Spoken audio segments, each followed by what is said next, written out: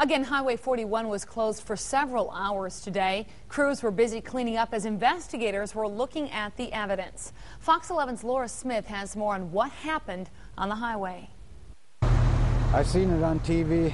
Now I witnessed it in person, and it's terrific. I mean, it's something that shouldn't happen, but it does. Drivers battled heavy fog and icy road conditions Friday morning. The weather is being blamed for 2 different crashes on Highway 41 involving a whopping 38 vehicles. Authorities on the scene put up roadblocks and detoured traffic. I would say probably the fog this morning is your primary cause of this accident. Authorities say the first call of a multi-car accident came in around 7:45 a.m. That accident happened in the northbound lanes of Highway 41 near Highway 55.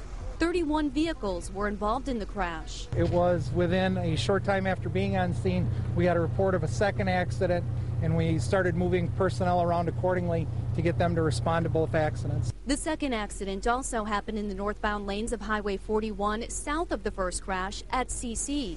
Officials say 7 vehicles were involved in that crash. Once the fog burned off and you could see all of the cars and the wreckage, authorities say it's a miracle no one was more seriously hurt.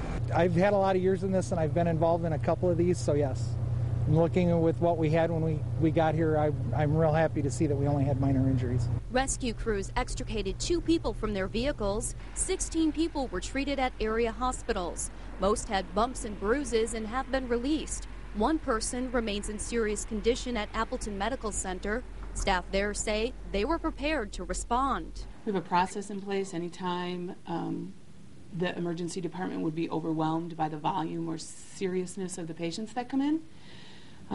So staff train on a regular basis to adapt to those situations. Appleton Medical Center brought in additional staff and resources to deal with multiple incoming patients. Back at the scene, authorities say they also had plenty of resources to deal with their first crash of this magnitude.